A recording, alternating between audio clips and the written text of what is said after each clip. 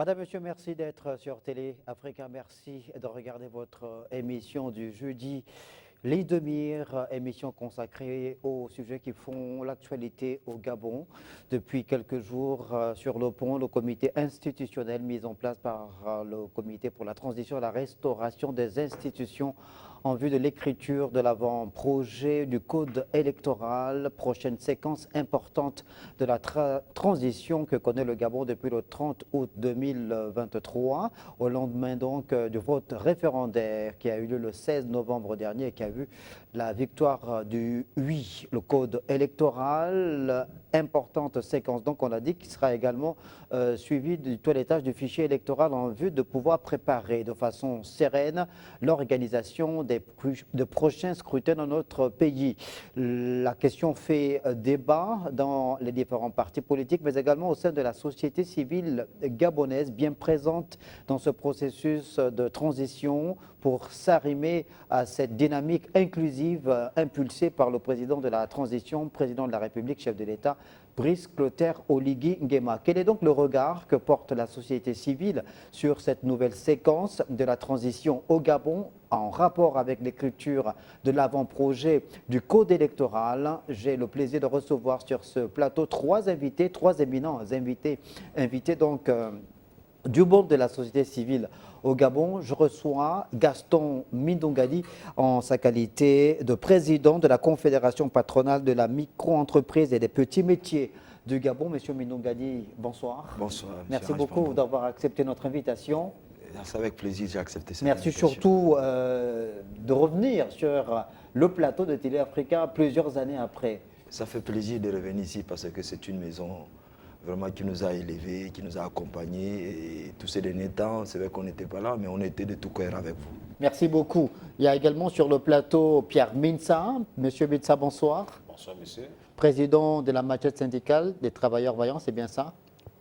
Président confédéral de la Confédération syndicale, machette syndicale des travailleurs gabonais vaillants. Et il y a aussi évidemment le responsable du Rollback, c'est le réseau des organisations libres de la société civile pour la bonne gouvernance, monsieur Georges Mpaga, bonsoir. Effectivement, je suis le président du Rollbg, qui est la plus importante confédération qui travaille sur la démocratie et les droits de l'homme au Gabon. Je précise depuis plus de 17 ans. Merci. Nous sommes les plus anciens sur le terrain sur les questions de démocratie et des droits de l'homme. Merci beaucoup pour votre présence sur ce plateau de ligne de mire pour que nous mettions nos marqueurs sur cette grande actualité en rapport avec le code électoral. Vous le savez évidemment, ce code électoral qui est dans un processus de réécriture. Il faut pouvoir apporter des éléments de réponse en urgence pour permettre à ce que l'organisation des prochains scrutins se fasse dans des bonnes conditions, notamment en ce qui concerne l'organisation des élections transparentes au Gabon. Georges Mpaga, depuis le week-end dernier, la société civile gabonaise a entrepris d'organiser des ateliers de formation, pour faire des propositions aux autorités de la transition. Vous avez séquencé évidemment vos recommandations en trois étapes: la période préélectorale, la période électorale et la période post-électorale. Il revient, depuis que nous avons commencé à échanger avec certains acteurs de la société civile, que vous émettez quelques réserves quant à l'ossature du comité institutionnel mis en place par le CTRI et chargé de pouvoir procéder à l'écriture de cet avant-projet du code électoral. Quels sont les griefs ou quelles sont les limites que vous avez constatées dans la composition de ce comité institutionnel? Merci pour cette question. Je pense que l'élément fondamental qui nous réunit et qui concentre, n'est-ce pas, les réflexions et les propositions de la société civile, c'est la loi électorale. La société civile a de la matière sur cette question. Puisque depuis 2022, nous avons fait une proposition de loi. Nous avons écrit une loi complète À travers le que COTED. nous avons soumise à l'ancien régime. À travers le COTED. À travers le COTED dont je suis par excellence le secrétaire exécutif, parce que c'est moi qui ai, avec Geoffroy Fumboula, qui avons fait cette proposition de loi qui était arrimée sur les standards internationaux régionaux, notamment la loi électorale du Sénégal, de la Côte d'Ivoire et du Bénin. Donc nous avons fait une analyse critique de cette loi assortie de propositions et bien sûr d'un argumentaire qui a été présenté aux députés. Malheureusement, et à la classe politique, à l'ancienne classe politique, et notamment à l'ancien régime, ils ont rejeté la proposition de la société civile et nous savons la suite. Quelques mois après, le régime a été balayé. Donc ça veut dire tout simplement que la société civile est une force de proposition. Comme nous sommes dans une logique constructive, nous participons pleinement au processus de transition. Nous avons appelé à voter oui à la nouvelle constitution, nous avons mobilisé les forces vives au niveau national, nous avons capitalisé les différentes expertises et expériences de la société civile. La constitution a été votée grâce, entre autres, à l'engagement de la société civile qui a déployé plus de 1500 agents sur le terrain au niveau national. D'accord. Donc nous sommes dans ce chantier. Nous avons ouvert les travaux de réflexion samedi 7. Nous avons réuni 40 organisations et leaders de la société civile les plus représentatifs, pas les maîtres chanteurs, mais les vrais leaders de la société civile. Et nous avons fait des propositions au gouvernement, au président de la République, aux différentes parties prenantes, de façon positive, en tenant compte des standards. On va aller dans le internationaux. détail de ces propositions que vous Voilà. avez faites, Georges Opaga. Le temps pour moi de demander à Gaston Minougagne. On est d'abord sur le premier point, lui relatif à la composition de ce comité institutionnel, parce qu'il y a certaines voix qui se lèvent et qui estiment que ce comité institutionnel-là aurait peut-être mérité d'être davantage élargi. On aurait peut-être eu davantage des acteurs de la société civile afin de pouvoir apporter leur expérience en la matière. Bon, concernant ces volets, comme venait de dire le président Paga, il y a une réflexion qui est menée, les gens sont en train de travailler. Je pense que sur ce point-là, puisque le rapporteur étant le président Mitsa, il aura la possibilité, puisque c'est lui qui prépare les résumés des rapports de ce qui s'est fait en ce moment, de vous dire exactement qu'est-ce que veut la société civile concernant ces volets-là, puisque nous partons de modèles de ce qui se passe au Sénégal et dans les autres pays. Donc, je laisse le soin au président Mitsa ce n'est pas encore de conclusion, mais de vous dire en résumé qu'est-ce que la société civile, puisque lui étant le rapporteur, qu'est-ce que la société civile est en train de dire sur ces volets-là. D'accord. Alors, Pierre Minsa, où se situent les inquiétudes du côté de la société civile par rapport à ce comité institutionnel? Merci. Il est important ici de féliciter un certain nombre d'acteurs, bien qu'avant de donner quelques éléments de réponse à la préoccupation majeure qui est la nôtre aujourd'hui. Quand il y a eu la première conférence des années 90, je ne crois pas que la société civile a été impliquée pleinement.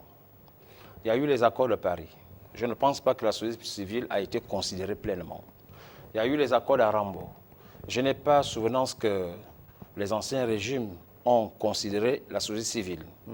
Il y a eu les accords que nous avons appelés les accords à court et d'avant, tout dernièrement, en pleine année électorale de 2023. La société civile que nous sommes, nous n'avons jamais été pleinement considérés. Mais il arrive cette mutation, ce changement, après le 30 août 2023, avec l'arrivée du CTRI, où nous avons vu, pour le premier acte posé par le CTRI, la nomination des éminents membres de la société civile dans les institutions de transition. C'est une action à féliciter. Au-delà de cela, vous avez constaté comme nous qu'à chaque fois que le chronogramme va vers son aboutissement, chaque action qui est menée par le CTRI, il y a implication directe de la société civile. La participation au dialogue national inclusif du 2 avril, du 2 au 30 avril 2024, il y a eu la participation de la société civile. Dans la mise en place comment on appelle ça, de la constituante, la société civile a été pleinement impliquée. Dans la campagne de sensibilisation pour mieux faire connaître le projet de constitution aux différentes populations, la société civile, n'est-ce pas, a été pleinement impliquée. Dans la campagne du oui, parce que reconnaissant ce qui a été fait en amont il n'était plus possible pour la société civile de dire non, parce que nous avons pris part, nous avons activement pris part à toutes les étapes, à tout le processus. Donc il n'était plus question pour nous de faire la promotion du non à partir du moment où nous nous reconnaissons dans ce qui est fait à partir du 30 août 2023.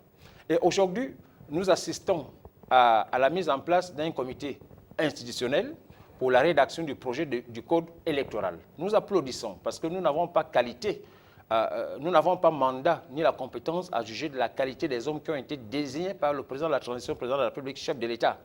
Toutefois, nous voulons notifier que, si vous me permettez, je voudrais... je crois savoir qu'au niveau même de ce comité institutionnel, il y a les membres de la société civile. Ça, c'est déjà une bonne chose. C'est une bonne chose. Mais qu'est-ce que la société civile veut à terme? À terme, nous voulons assister à l'organisation des élections politiques libres, transparentes et dans l'apaisement total. Dans l'apaisement total. Avec le comité qui est mis en place aujourd'hui, nous pensons qu'il fallait aussi rentrer dans l'application du décret 343. Le décret 443, c'est celui-là qui porte sur la création et l'organisation de la Direction générale des élections et des libertés publiques. En son article 2, dont la tutelle est assurée par le ministère de l'Intérieur. Dont la tutelle est assurée par le ministère de l'Intérieur. Parce que c'est la Direction générale des élections et des libertés publiques, c'est la cheville ouvrière pour la mise en place de toutes les procédures qui concernent les élections politiques. Alors, vous comprenez que c'est important de féliciter les autorités militaires pour avoir pris en compte toute la société civile, du début à la fin. C'est aussi nécessaire pour nous de reconnaître le bon déroulement qui s'est passé lors de l'élection référendaire. Et pour une première fois, je peux le dire et je l'affirme, la Direction générale des élections et des libertés publiques, sous la tutelle du ministère de l'Intérieur, a bien organisé les élections référendaires. Bien organisées. Donc c'est une occasion pour nous de féliciter ce ministère via la Direction générale des élections et des libertés publiques. C'est aussi l'occasion pour nous de reconnaître tous les efforts consentis par les membres éminents de la société civile. Vous avez vu le travail qui a été abattu dans les 9 provinces. Dans le Goué maritime, vous avez eu M. Mpaga et Mme Pepesi. Dans le Goué Lelo, vous avez eu Mindungani et M. Malanda. Dans le Wellington, il y avait Pierre Minsa et Mme Abogo. Nous étions nombreux. Dans le Haut-Ogoué, vous avez vu Mme Judith Lekogo sur le terrain. Donc, tous ces membres-là, dans l'Angounier, dans la Nyanga, dans l'Angounier, vous avez vu Nikez Moulumbi. Donc, toute la société civile s'est impliquée de sorte qu'un oui soit un oui écrasant contre le Mais non. ça, c'est le résultat de la dynamique impulsée par le CTRI. Effectivement. La dynamique inclusive qui emmène donc la participation de l'ensemble des forces vives de la nation pour pouvoir participer de façon active à la réussite de ce processus de transition en République gabonaise. Nous sommes là. Alors jusque-là, j'ai un peu du mal à cerner votre véritable inquiétude par rapport à la mise en place de ce comité institutionnel. Nous ne contestons pas la mise en place du comité institutionnel. Oui. Mais nous pensons que quand on regarde un peu la composante de ce comité, il aurait fallu qu'on impulse aussi la force de la Direction générale des élections et des libertés publiques.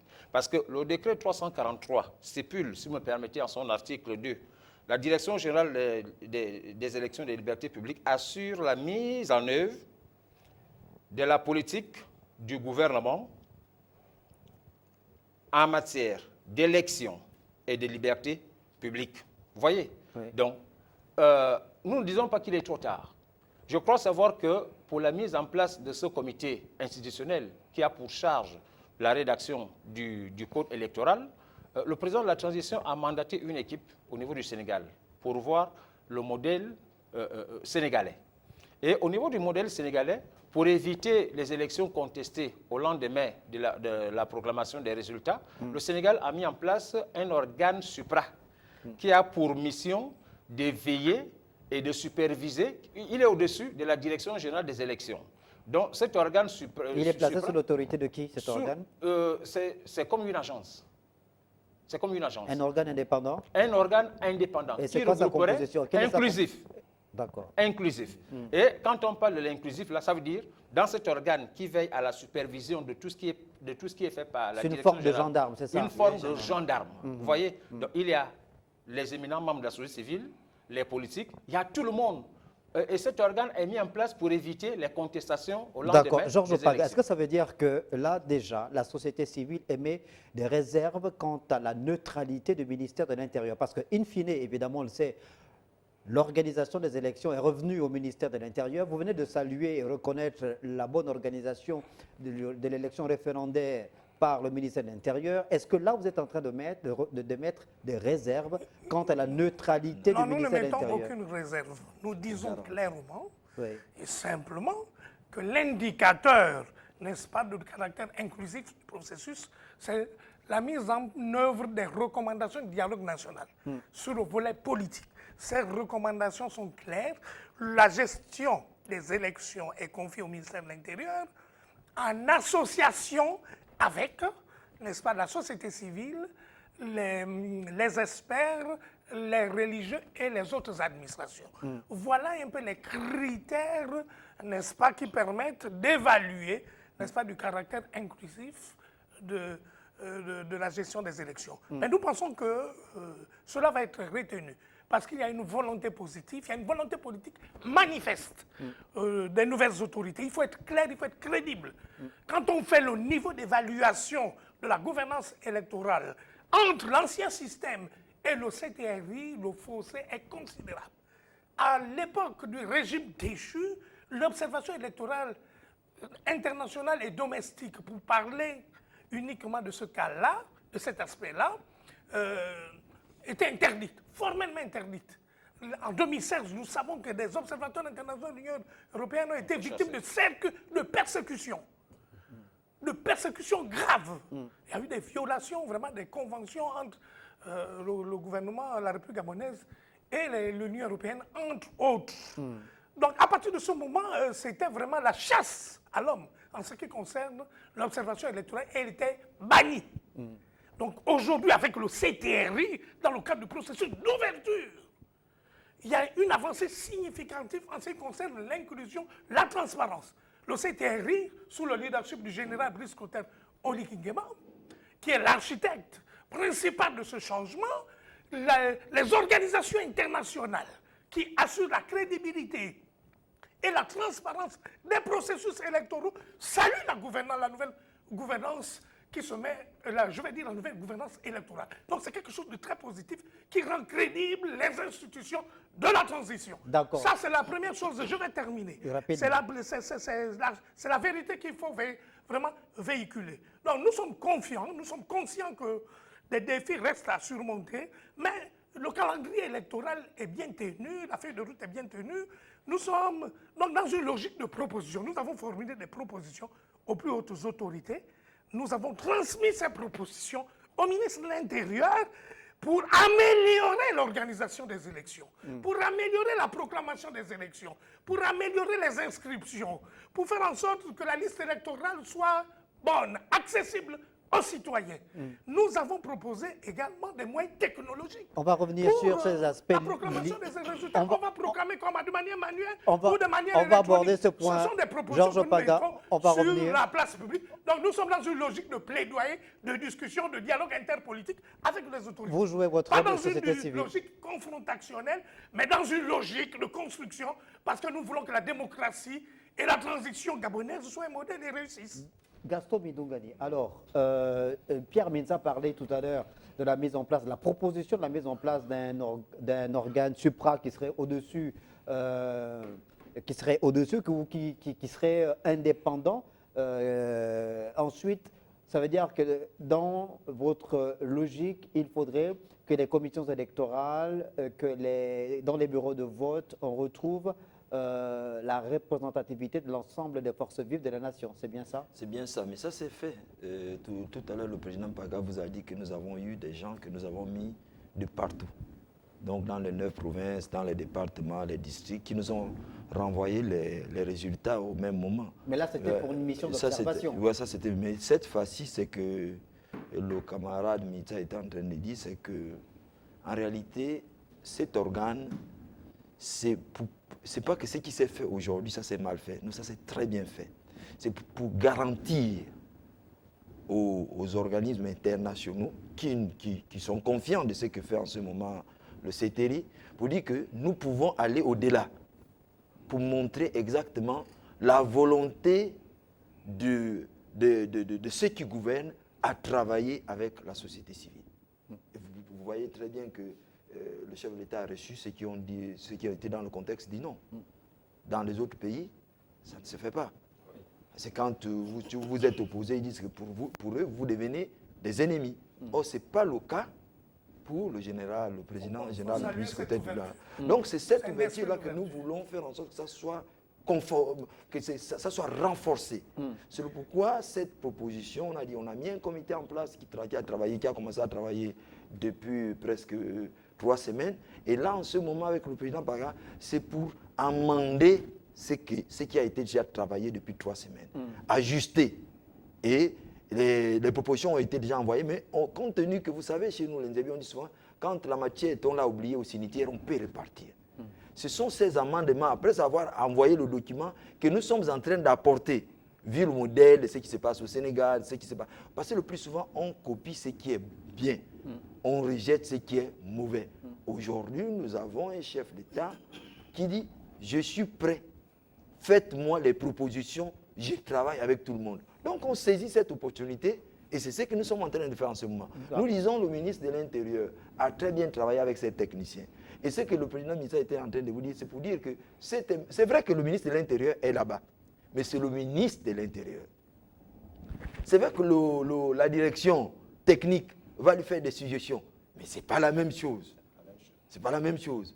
On ne se doute pas, c'est que le ministre de l'Intérieur est compétent, il est efficace, il n'y a pas de souci. Mais si à l'intérieur, on associait la direction générale. Mais la direction générale, elle est déjà sollicitée par le ministère de l'Intérieur, puisqu'elle est sous la tutelle du ministère de l'Intérieur. Elle est sollicitée dans le processus d'organisation des scrutins électoraux au Gabon. Oui, mais là, il s'agit du code électoral. Le code électoral. Là, vous parlez de la rédaction de ce code électoral actuel. C'est qu'au sein du comité, le directeur général, c'est ce qu'il était en train de vous développer, puis c'est lui, celui qui a été le rapporteur, que cette direction soit associée à l'intérieur du comité. C'est pas qu'on dit pas le technicien qui est le directeur général peut travailler avec son ministre, il donne à son ministre pour aller présenter, mais c'est différent de celui qui maîtrise mais dans ce processus-là, justement, Pierre Minsah, le comité institutionnel qui a été mis en place travaille avec des personnes ressources, des gens qui ont des profils adaptés. Ce n'est pas un organe qui travaille en vase clos, qui est coupé du monde. Monsieur Ange, lorsqu'il s'est agi pour le chef de l'État d'organiser le dialogue national inclusif, vous voyez bien que n'a pris part à ce dialogue que celui qui a été retenu dans le dialogue. Vous voyez, nous ne remettons pas en cause le comité institutionnel, mais il est souhaitable que qui va appliquer le code électoral, c'est via la Direction générale des élections et des libertés publiques, le ministère de l'Intérieur. Alors, qui sera appelé à mettre les règles en place? C'est encore cette direction générale. Vous savez que nous avons beaucoup contesté par le passé l'organisation qui a été faite par les entités qui ont été mises en place en matière d'élection. Mais aujourd'hui, nous voulons changer de paradigme. Il est souhaitable, plutôt que de donner simplement la lettre à la direction générale des élections, la lettre c'est quoi? La lettre c'est un document ficelé. Il est souhaitable que la direction générale des élections soit partie prenante pour avoir et la lettre et l'esprit. C'est ce qui fonde un texte. C'est ce qui fonde un texte. Donc, tous ceux qui sont déjà là-dedans, c'est déjà bien. C'est vraiment bien. Là, il y a de la matière. Que ce soit le ministre de la Réforme, le ministre de l'Intérieur, le ministre de la Défense et tous les autres membres qui sont là, y compris les membres de la société civile, il y a de la matière. Mais cette matière-là risquerait d'être seulement partagée entre ce comité. Donc, la logique aurait voulu que la direction générale des élections et des libertés publiques soit directement impliquée pour avoir la lettre. Mais on se rappelle que lorsqu'il s'est agi de faire des propositions sur le projet de constitution. Il y a eu ce travail qui a été fait par le comité national qui avait été mis en place, ensuite soumis à la constituante, la réunion des deux chambres du Parlement, après que la constituante ait émis des amendements et fait des avis motivés. Le CTRI et le gouvernement se sont saisis justement de ce projet-là pour apporter la dernière touche à l'écriture de cette nouvelle constitution. Est-ce que ce ne sera pas le même procédé? In fine, ce travail qui est fait sera une fois de plus soumis à l'appréciation du CTRI et du gouvernement via le ministère de l'Intérieur. Donc, s'il vous plaît, aujourd'hui, nous convenons de ce que les partis politiques sont en veilleuse. oui, moi je ne parle pas de parti politique. Non, suivez mon regard. Les Oui. partis politiques sont en veilleuse. Qu'est-ce que nous recherchons après l'élection, ou avant l'élection, pendant et après l'élection? Nous recherchons la calmie totale. Qui apporte la contestation? Ce n'est pas nous, société civile, parce que désormais, les nouvelles autorités et nous faisons corps. Donc, puisque nous nous reconnaissons dans tout ce qui est fait par le CTRI, il sera difficile pour nous de remettre en cause. Mais quelles sont les parties prenantes qui ne sont pas là-dedans? C'est les partis politiques. Je ne parle pas des individus. Alors, pour éviter que ces partis politiques utilisent encore leur veste avant, pendant et après les élections pour les contestations, il est souhaitable qu'on mette en place cet organe que nous sollicitons. D'accord, on est donc là dans le processus d'organisation, mais préélectoral, en amont. Georges Mpaga, justement, sur ce point, on va essayer d'évoluer parce qu'il y a tellement à dire. Sur ce point, en termes de transparence électorale, commençons par la composition des commissions nationales, provinciales, départementales, la composition des bureaux dans les différents centres de vote. Quel est le regard, quelles sont les recommandations de la société civile sur l'architecture qui doit être mise en place par rapport à la composition de tous ces organes-là? Vous savez qu'actuellement, les planètes sont alignées. Hein. Les planètes sont alignées, donc il faut que le processus soit aligné. Aligné notamment sur les standards internationaux, aligné sur les résolutions du dialogue. Le cadre institutionnel global qui a certifié de la nouvelle orientation, n'est-ce pas, de la nouvelle stratégie d'organisation des élections au Gabon, c'est le cadre inclusif du dialogue national. Donc notre première recommandation, c'est l'application, n'est-ce pas, des dispositions pertinentes en la matière édictées par le dialogue national. C'est-à-dire, le ministère de l'Intérieur organise les élections, mais avec les parties prenantes. Donc il y a un processus participatif. Donc il faut retenir donc, ce processus. Le processus participatif signifie quoi? Signifie qu'à toutes les étapes de la gestion des élections, les quatre composantes doivent être impliquées, incluses. Les quatre composantes.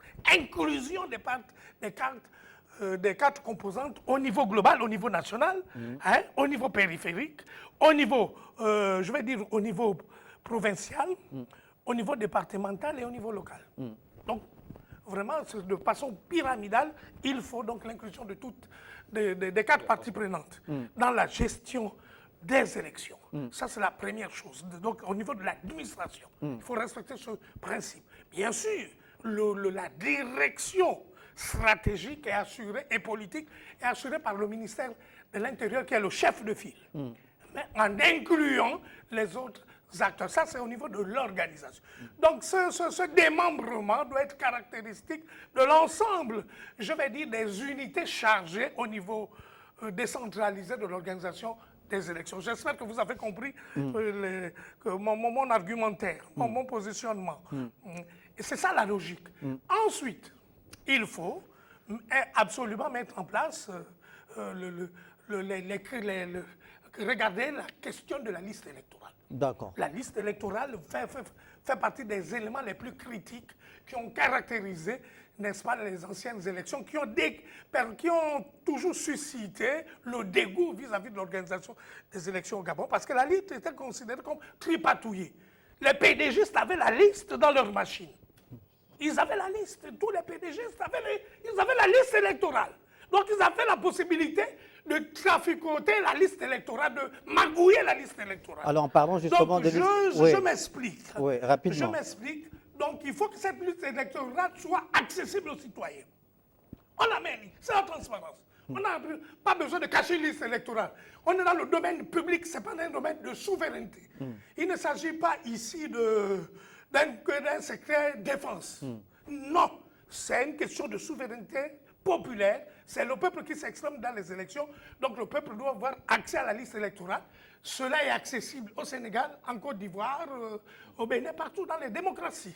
Avancé au Nigeria, avec près de 200 millions de votants, la liste électorale est accessible. Alors, mais cette question donc, rendre accessible la liste électorale. Georges Opaga, ce point, c'est le plus haut niveau de transparence. Ce point relatif à la liste électorale fait couler encre et salive. Gaston Minungani, on sait que lors de l'élection générale, les élections générales de 2023, il y a eu un transfert massif d'électeurs d'un point A à un point B, ce qu'on appelle depuis 90 les fameux bœufs votants. La loi permet le toilettage du fichier électoral en début d'année. Je crois qu'en 2025, il y aura certainement ce toilettage du fichier électoral avant qu'on aille aux élections. Que faut-il faire pour régler ce problème consécutif à l'enrôlement des populations sur le fichier électoral? Est-ce que la loi devrait continuer à permettre à ce qu'il y ait un transfert massif de population d'un point A à un point B sur le territoire national? Moi, je pense qu'à ces niveaux-là, la société civile en train de faire un travail, c'est ce que disait le président Paga. La société civile a fait des suggestions au gouvernement par rapport à la liste électorale. Maintenant, ce qui transporte les électeurs d'un point à un autre, logiquement, les personnes doivent voter là où ils sont inscrits. Si tu es inscrit à Libreville, tu dois voter à Libreville. Si tu es inscrit à OIM, tu dois voter à OIM. Maintenant, il y a des gens qui sont sur les listes électorales, par exemple, qui travaillent à Libreville, qui travaillent à Port-Gentil, mais il est inscrit à Ibunji ou à Kulamutu. Bon, il est inscrit à Ibunji parce que le problème, c'est que s'ils sont inscrits, par exemple, à Ibunji, le problème, c'est que le développement, c'est en fonction de la population. Le développement, c'est en fonction de la population. Moi, je suis inscrit à Kulamutu parce que si je travaille à Libreville, si je me fais inscrire à Libreville, en réalité, j'augmente la population de Libreville. Donc, quand on fait quand on investit, on tient compte des populations et tout ça là. Je prends par exemple M. Georges Paga et de Lugwe Maritime, il est à Ndougou, c'est ça, président, à Mboé. Normalement, s'il enlève tous ses enfants là-bas, lui-même il part de là-bas, ce qui fait que là-bas, au niveau de Mboé, il n'y aura plus de population qui est là-bas. Donc, ceux qui doivent voter là-bas, c'est ceux qui sont là-bas. Donc, il faut éviter de transporter des gens. Il y a des accidents et tout ça là. Donc, la meilleure, ce serait de sensibiliser les gens que ceux qui sont à OIM votent à OIM.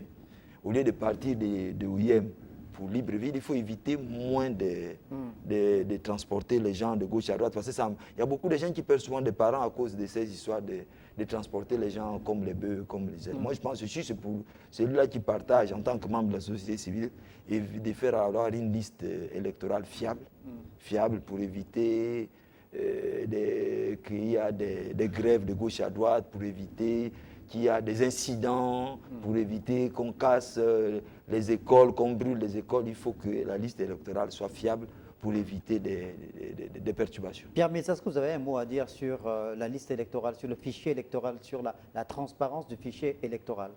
Vous voyez, entre autres missions de la Direction générale des élections et des libertés publiques, il y a effectivement la révision de la liste électorale. C'est une mission régalienne du ministère de l'Intérieur. On ne doit pas attendre la période des élections pour faire cette activité-là. C'est une activité régalienne. Ça veut dire, chaque début de l'année, la Direction générale des élections et des libertés publiques se doit de passer à la révision de la liste électorale. Pourquoi? Parce qu'en un an, il y a beaucoup de changements sur la liste électorale. Il y a ceux-là qui atteignent l'âge de 18 ans, qui n'étaient pas, vous voyez, les premiers, il y a les décès et tout ce qui suit. Donc c'est une émission. C'est une actualisation qui doit se faire chaque année. Chaque année. Donc il faut doter du ministère les moyens conséquents, de sorte que nous ayons désormais une liste électorale fiable. Fiable, parce que la fiabilité rentre dans la transparence. Bon, autre chose. Vous voyez, quand on parle de cette liste électorale pour éviter le phénomène des bœufs votants, mais ça a été entretenu. Ça a été entretenu. Parce que nous avons deux types d'inscriptions sur les listes électorales. Les inscriptions volontaires, ça veut dire que M. Mpaga et moi, on décide de nous inscrire nous-mêmes dans les bureaux de vote de Libreville. C'est ce qu'on peut appeler les inscriptions volontaires. Et il y a les inscriptions quémandées. Quémandées pourquoi? Quémandées parce que M. Gaston Mindungani, qui est un aîné, il est dans une circonscription électorale au niveau de Koulamoutou. Se sentant peut-être en situation de faiblesse, il sait qu'avec les populations locales, il ne peut pas avoir quelque chose. Qu'est-ce qu'il fait? Il prépare son électorat. Et en préparant son électorat, c'est avec les gens qui ne sont pas de la localité. Ce qui fait que lui, ayant les moyens de sa politique, en période électorale, il procède au transport de toutes ces personnes-là. Et le plus souvent, quand vous regardez, oui, les noms sont sur la liste électorale, mais regardez un peu les différents regards. Dans un bureau de vote, quand on sait que ceux-là qui viennent voter dans mon village ne sont pas de ce village, ça crée parfois des conflits. Ça crée des conflits. C'est pourquoi il parlait des conflits. Donc, il y a ces deux types d'inscriptions-là, inscription volontaire et inscription quémandée. Alors, qu'est-ce qui est souhaitable de faire? Les gens doivent s'inscrire en toute liberté. En toute liberté.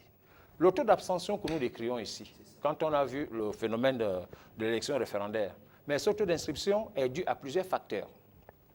Ce taux d'abstention est dû à plusieurs facteurs, parmi lesquels la périodicité dans laquelle a été organisée l'élection référendaire, année scolaire. Vous voyez, ça a empêché ceux-là qui sont inscrits volontairement dans les différentes circonscriptions d'effectuer les déplacements parce que le temps était limité.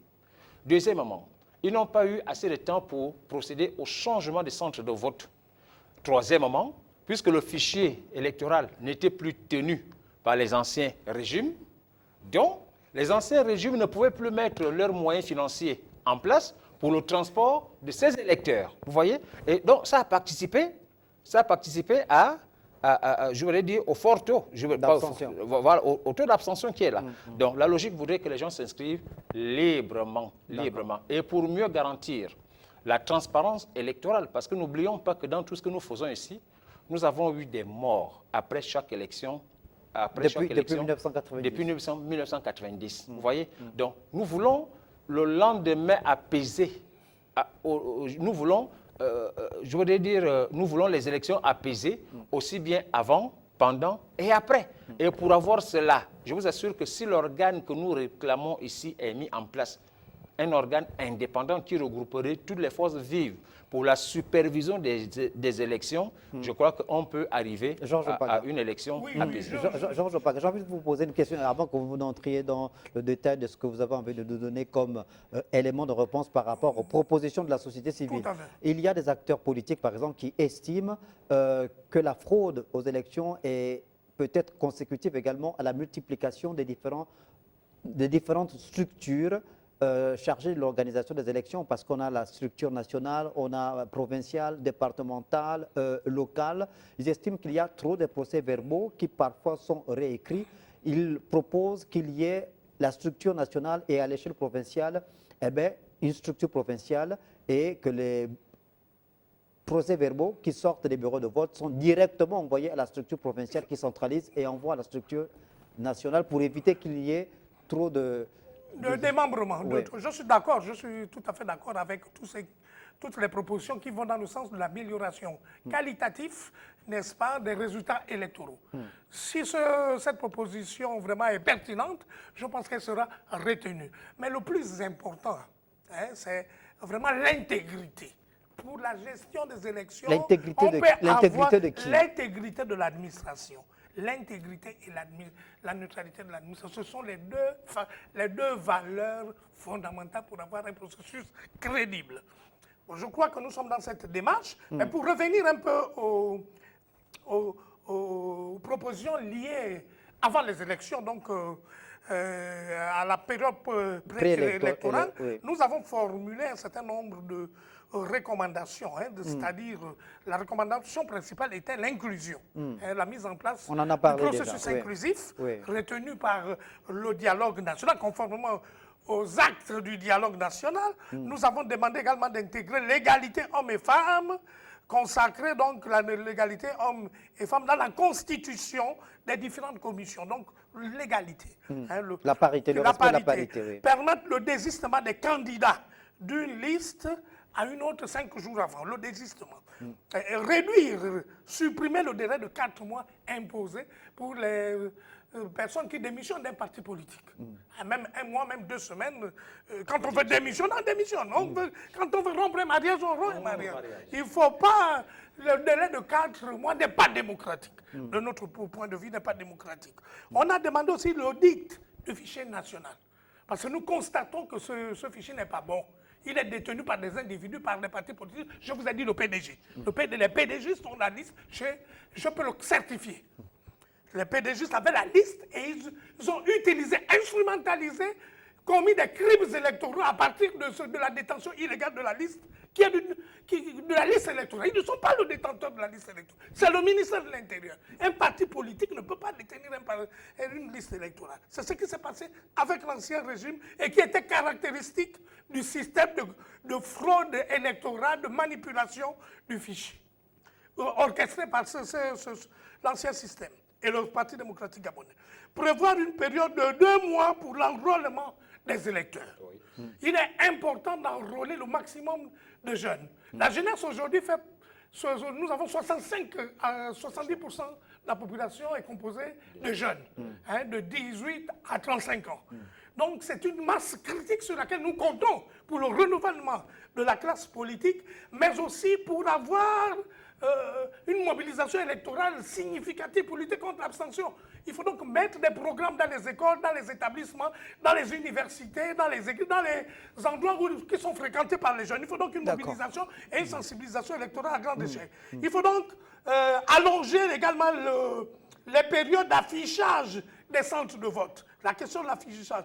Interconnecter la liste électorale. Restons sur ce point. Elle doit être interconnectée. Justement, restons sur ce point. Est-ce que vous pensez que c'est possible, c'est faisable au regard des réalités qui sont les nôtres en termes de voies d'accès, les routes, en termes de développement énergétique? Est-ce que c'est possible d'avoir justement sur l'ensemble du territoire toutes les localités fournies en électricité, des routes faciles d'accès, l'installation des moyens technologiques qui feront en sorte qu'on ait recours à Internet lors des prochaines élections? Moi, je pense que la volonté politique y est. Le président est d'accord. Le chef de l'État est engagé pleinement, n'est-ce pas, dans la transparence électorale. D'où la mise en place d'un processus inclusif, notamment dans la composition de l'organe, même si je ne suis pas là-bas.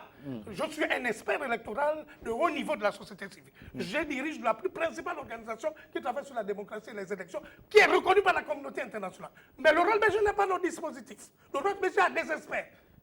Actuellement, nous travaillons sur le terrain, nous avons fait des propositions. D'accord, de façon concrète. De façon concrète. Est-ce que vous pensez que c'est possible? C'est possible. D'abord, la volonté politique est là. Le Gabon peut dégager des moyens urgents pour mettre en place des dispositifs techniques. Nous avons, deuxièmement, l'appui de la communauté internationale. L'USAID, l'Union européenne, les Nations unies, la NDI, l'IRI, IFES, IDEA. Nous avons toutes...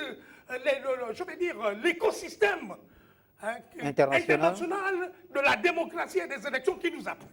Avec les partenaires qui maîtrisent les technologies électorales les plus avancées, notamment les technologies numériques, nous pouvons mettre un dispositif pour 1 million d'habitants. Nous pouvons avoir le matériel, si on doit voter électroniquement, avec les machines. On nous a fait plusieurs propositions de machines à voter. Des machines à voter qui ont été expérimentées en Asie, en Amérique latine, en Europe et aux États-Unis. D'accord. Nous avons donc la possibilité de mettre en place les moyens matériels et financiers avec l'appui de l'État. L'État est souverain, mais l'État aussi peut dans le cadre de la coopération, de son ouverture vers le monde, parce que le général Oligui est ouvert vers le monde, ouvert vers la démocratie, et le processus est appuyé par la communauté internationale, contrairement à ce qui s'est passé avec le régime d'Ali Bongo, qui était réfractaire aux appuis internationaux. Aujourd'hui, nous avons la communauté internationale qui nous soutient. Avec la communauté internationale et l'État, nous pouvons rapidement mobiliser les moyens pour avoir des élections. On va écouter Gaston Minungani sur cette question. Alors, on sait que ces prochaines élections vont constituer la sortie, soit par la grande porte ou par la fenêtre, du Comité pour la transition et la restauration des institutions au pouvoir depuis le 30 août 2023. C'est une question d'honneur pour les forces de défense et de sécurité. C'est une question également de survie ou d'existence pour le Gabon qui est en ordre de marche dans un processus de restauration. La garantie de la transparence électorale, est-ce qu'elle passe nécessairement, obligatoirement, par l'utilisation de ces nouvelles technologies de l'information, de ces moyens technologiques pour en garantir la transparence, notamment en ce qui concerne la publication des résultats? Vous savez que le monde est en plein changement. Le monde est en mutation. Donc si l'Éternel, Dieu le Tout-Puissant, Créateur du ciel et de la terre, peut faire en sorte que les donateurs apportent un soutien matériel et financier au CETERI, nul n'est impossible à celui qui croit. C'est la foi qui déplace les montagnes. Et nous pensons que la Bible déclare que là où il y a 2 ou 3 qui sont réunis à mon nom et demandent quelque chose, tout les serait donné. En ce moment, je pense que beaucoup de Gabonais sont en prière et en harmonie avec le CETERI, avec le président de la République, le général Brice Clotaire Oligui Nguema. Si le temps l'est donné pour solliciter tout ceci, c'est possible de le faire. Tout dépend du temps, tout dépend des donateurs et tout dépend aussi des moyens financiers que le CETERI peut avoir. Tout est possible. Et la société civile fait des propositions au CETERI.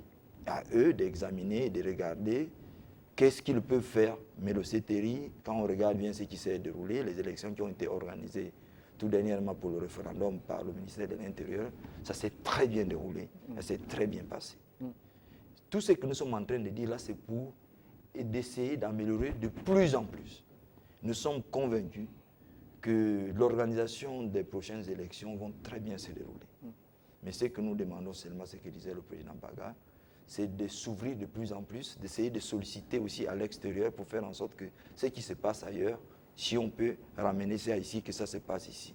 Il vous a cité aussi plusieurs partenaires qui ont l'habitude d'accorder dans les autres pays. Vous savez que nous, les Gabonais, on n'aime pas trop demander.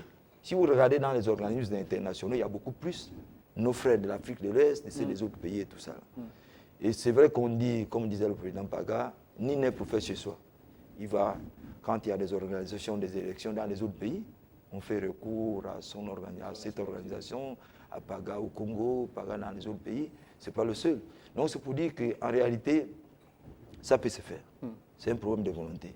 Regardez le fichier électoral. C'est vrai que quand il y a des coins, comme vous avez dit, quand on arrive pour aller vers Popa et tout ça, là, il y a un problème de route.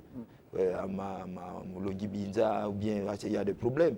Mais il y a toujours des possibilités. Par exemple, si on prend un hélicoptère pour nous amener un groupe électrogène à Popa, ou bien là où il n'y a pas de route, avec le groupe électrogène, on peut installer le dispositif Internet. Donc c'est un problème de volonté. Il suffit que les gens s'entendent sur ce qu'il faut faire. Et quand nous regardons, le CETERI a la volonté. Et puis il y a un problème de donateurs.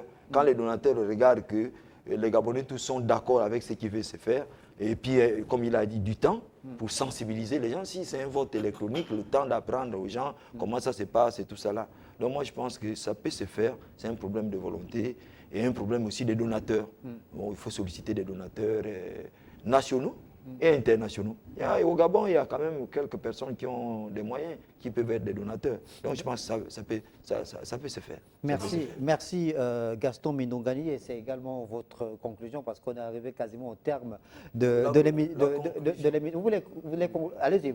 La conclusion que je peux dire, c'est que Tout ce que je peux dire, c'est que je ne peux qu'encourager le CETERI et le président de la République, le général Brice Clotaire Oligui Nguema, à continuer sur cette foulée et demander à Dieu, le Tout-Puissant, de les accorder la grâce et de faire en sorte qu'ils continuent à travailler avec tout le monde.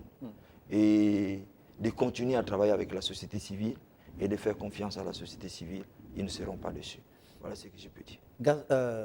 Pierre Mintza, alors, on sait évidemment qu'il y a sur le front social parfois des situations très difficiles, des tensions, on regarde la conjoncture internationale et même nationale, mais chaque fois que le Gabon est passé à côté d'une véritable crise, c'est du fait de la politique, notamment des élections et pas n'importe laquelle, de l'élection présidentielle, parce que depuis 1990, on l'a dit, quasiment après chaque élection, il y a eu souvent des fortes contestations, parfois réprimées dans le sang, il faut le dire. Ça a été le cas en 93, après l'élection présidentielle de 93. On a eu les événements de 94 qui ont d'ailleurs obligé la classe politique à organiser les accords de Paris. En France, il y a eu l'élection de 2009 qui a laissé des traces. Il y a eu l'élection de 2016 également qui a laissé des traces. Et en 2023, il a fallu que les forces de défense et de sécurité interviennent pour éviter qu'il y ait ce que d'aucuns avaient prédit comme étant un bain de sang qui pouvait arriver. On est à la croisée de chemin. Est-ce que vous pensez que cette fois-ci, le Gabon a intérêt à ne pas se louper par rapport à cette transition en termes de rédaction de ce code électoral, qu'on aura en 2025 des élections libres et transparentes au Gabon pour éviter que le pays ne puisse basculer dans l'inconnu? Merci. Vous savez, l'objectif des membres de la société civile que nous sommes, parce que nous avons été les plus victimes, quand on regarde un peu tous ces événements malheureux que nous avons vécus, les politiques savent là où ils se retrouvent. Ceux qui étaient beaucoup plus victimes, c'est nous, société civile. Et aujourd'hui, nous voulons une transition réussie. Notre transition a commencé sans bain de sang. Notre transition doit prendre fin à partir d'une organisation, d'une élection libre, transparente et démocratique, pour que notre transition soit un cas école enseigné dans les universités. C'est notre objectif, n'est-ce pas? C'est ce que nous attendons, c'est ce que nous voulons. Mais il arrive que, quand on analyse un peu les causes de ces événements malheureux, les causes commencent par l'organisation. Et quand on parle de l'organisation, il y a d'abord le fichier électoral. Tout ce qui a été dit ici, nous sommes d'avis. Le fichier électoral, il faut un temps matériellement nécessaire pour que le fichier électoral passe au pain fin, de sorte que dans ce fichier électoral, qu'on ne retrouve plus les morts. Vous voyez, c'est important. Parce que la contestation vient à partir du fichier électoral. Deuxièmement, la contestation vient à partir de la composition même des centres de vote et des bureaux de vote. Si certaines parties ne se retrouvent pas dans la composition de ces bureaux de vote, ça fait des problèmes. Et il y a aussi la contestation du fait que l'intégrité. Le président Paga a parlé de l'intégrité. Je parlerai de l'honnêteté. Parce que le vote se joue dans un bureau.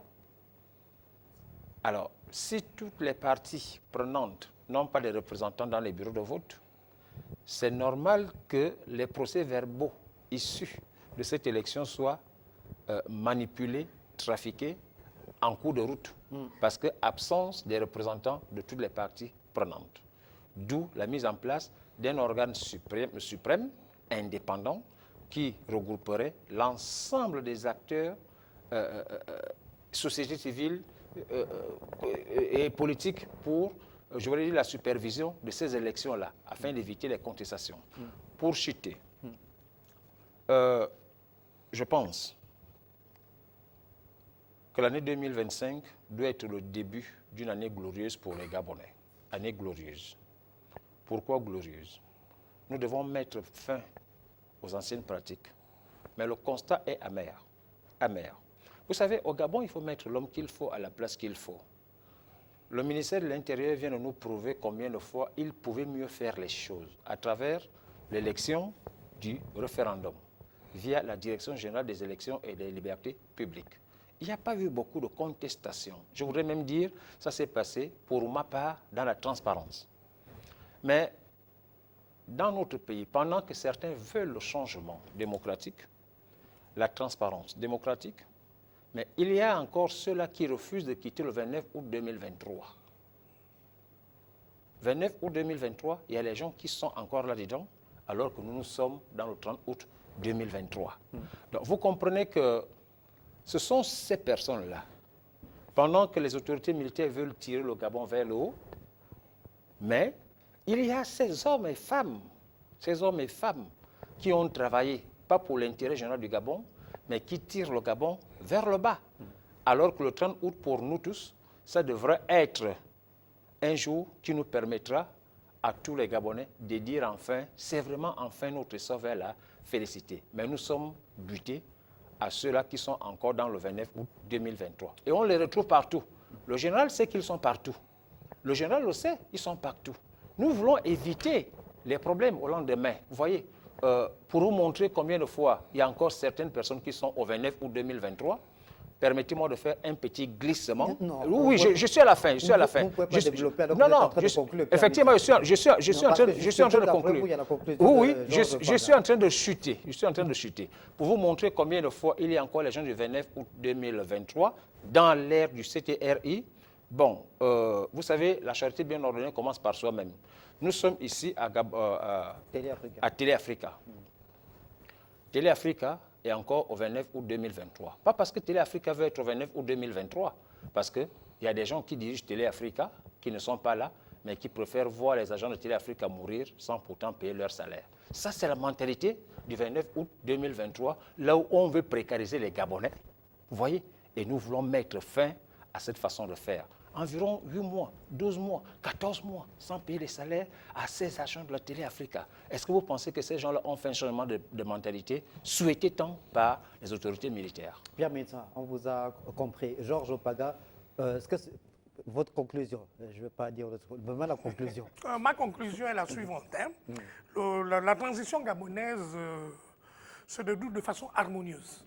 Le pari, n'est-ce pas, du général Brice Clotaire Oligui Nguema de réformer le système électoral, de doter le Gabon d'une nouvelle constitution est à ce jour réalisé.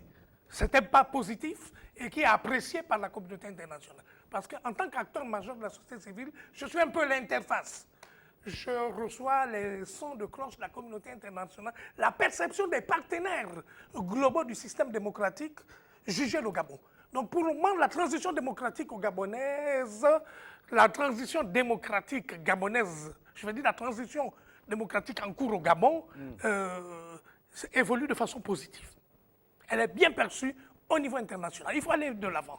Et la société civile s'est engagée toutes ses forces morales, ses forces intellectuelles, ses forces de réflexion, pour faire en sorte que les élections prochaines au Gabon soient les plus professionnelles, les plus alignées aux standards internationaux. C'est le sens de notre mobilisation. Nous travaillons actuellement à temps et à contre-temps avec les organisations internationales, avec les structures locales les plus représentatives. Tous les réseaux de la société civile sont en mouvement pour doter le Gabon d'une bonne ossature de loi électorale qui réponde aux attentes des Gabonais en matière d'inclusivité, en matière de transparence, en matière de proclamation des résultats, de sécurisation des résultats. C'est ce que nous voulons.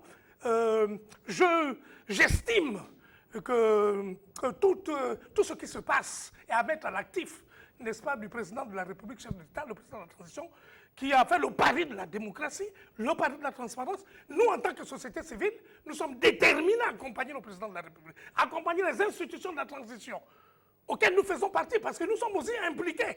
Bien sûr, nous sommes à l'extérieur des organes de la transition, mais nous sommes aussi comptables de la transition. D'accord. Comptables de la transition. Nous avons une responsabilité collective pour faire réussir la transition démocratique dans une logique inclusive, dans une logique de partenariat avec l'ensemble des institutions engagées dans le processus de transition. Donc nous saluons la mise en place du comité technique, oui, du comité institutionnel, oui. institutionnel chargé de la rédaction de la Constitution. Nous allons travailler avec ce Non, du comité. code électoral. Nous allons travailler avec Du le code Parlement. électoral. Nous allons, à travers le code électoral, pardon, permettez-moi, chargé de la rédaction du code électoral, qui est un document important, attendu par les Gabonais pour avoir de bonnes élections. Nous allons également travailler avec l'Assemblée nationale, avec le Sénat, avec tout le monde, pour que et le consensus qui a été obtenu lors de la Constitution puisse être le même consensus, la même approche participative pour avoir une bonne loi électorale. Merci Telle est la beaucoup. volonté de la population gabonaise, telle est la volonté de la société Merci civile. beaucoup, Georges impliquer Paga. la Merci beaucoup. direction générale des Merci élections. beaucoup. Merci beaucoup à tous les L'implication trois. de la Merci. direction générale des élections. Merci beaucoup, Pierre Messa. Merci également à vous, Gaston Midougani, d'être passé sur le plateau de l'émission Les Demi pour apporter votre éclairage sur cette actualité en rapport avec la rédaction du code électoral. Ce comité qui a été mis en place à bientôt moins de 15 jours maintenant avant de pouvoir livrer le fruit de ses réflexions à l'Assemblée nationale de transition et au Sénat de transition avant un dernier regard qui sera évidemment jeté par le CTRI et le gouvernement. Merci beaucoup. On aura le plaisir de vous retrouver prochainement avant la fin de ce processus de rédaction de ce code électoral. Merci de nous avoir regardés et bonne suite des programmes sur Télé Africa.